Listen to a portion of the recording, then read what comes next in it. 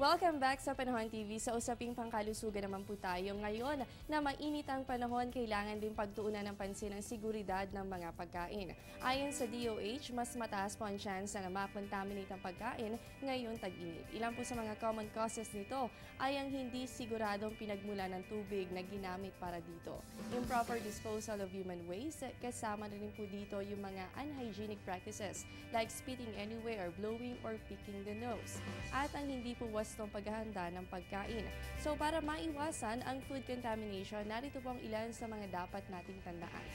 Keep clean. Panatilihin pong malinis ang paghahanda ng pagkain. Ihiwalay ang hilaw sa lutong pagkain at siguraduhin na luto po maigi ang mga pagkain. Itabi rin po sa tamang temperatura ito para maiwasan ang pagkapanis. At gumamit lamang ng malinis at ligtas na tubig at ganoon din po yung mga hilaw na sangkap sa pagluluto. Kung sa hindi po inaasahan na pagkakataon ay nagkaroon ng biktima ng food poisoning, ayon sa DOH, itabi po ang pagkain na naging dahilan nito para po yan sa kanilang investigasyon. Agad na napatan ng lunas ang pagkalason at syempre po i-report ang insidente sa local health department. Balik naman po tayo sa ating ulat panahon. Sa puntong ito, i-check po natin ang lagay ng temperatura sa bansa. Unahin po muna natin sa Luzon area.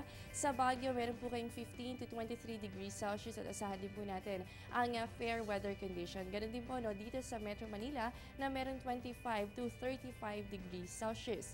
Para naman po sa Visayas, sa Iloilo at Bacolod, parehas kayong merong 25 to 33 degrees Celsius habang sa Tacloban niya po ay nasa 25 to 32 degrees Celsius. Panghuli na lamang po natin sa Mindanao area, partikular po sa Cagayan de Oro, meron kayong 22 to 32 degrees Celsius at sa Metro Davao, mataas na po dyan ng 25 to 34 degrees Celsius. Ngayon naman po alamin din natin ang lagay ng panahon sa mga susunod na araw. Narito po ang 3-day weather forecast ng Pag-asa. Simula bukas, araw ng linggo hanggang sa darating na Miyerkules, asahan po natin ang fair weather conditions sa Baguio City. Meron po kayong 16 to 26 degrees Celsius. Dito po sa atin sa Metro Manila, asahan din ang mga localized thunderstorms sa hapon o kaya naman ay sa gabi. Sa susunod po yan na 3 araw. Ganitong klaseng panahon din po ang aasahan sa Metro Cebu. Ibig sabihin maliwalas po sa umaga, pero pagsapit ng hapon, posible po ang mga pulupulong pag-ulan o pagkidaring pag-ulong. Sa Metro Davao, good weather condition din po tayo for the next 3 days with temperature ranging at 24 to 34 degrees Celsius. At panghuli na lamang po natin sa Zamboanga City, partly cloudy to cloudy skies with isolated rain showers and thunderstorms simula bukas. Ganun din po sa araw ng Martes at sa Miyerkules. At ngayon naman po alamin din natin na naging humidity kahapon, araw po ng Sabado.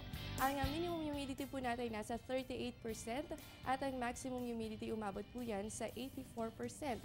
Samantala sa ating extremes of temperature, ang minimum po natin ay nasa 24.2 degrees Celsius habang ang maximum po natin umabot naman yan sa 34.3 degrees Celsius.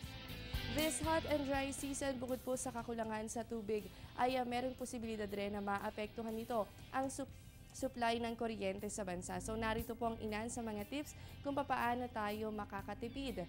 Una po, i-off yung mga ilaw kung hindi naman kailangan o ginagamit. Iwasan rin yung tinatawag na phantom load. Mas makakatipid naman po kayo kung maglalaba ka gamit ang malamig na tubig. Sa mga bibili naman ng appliances, piliin po natin yung power efficient at iwasan naman ang paggamit ng mga appliances during peak hours gaya po ng plancha. Gawin namang regular din ang paglilinis ng inyong air conditioning unit. At para naman po sa pagluluto, siguraduhin sapat lang ang apoy nito para kayo po ay makatipid. Para naman sa inyong refrigerator, siguraduhin mas mataas sa 37 degrees Celsius ang temperatura nito.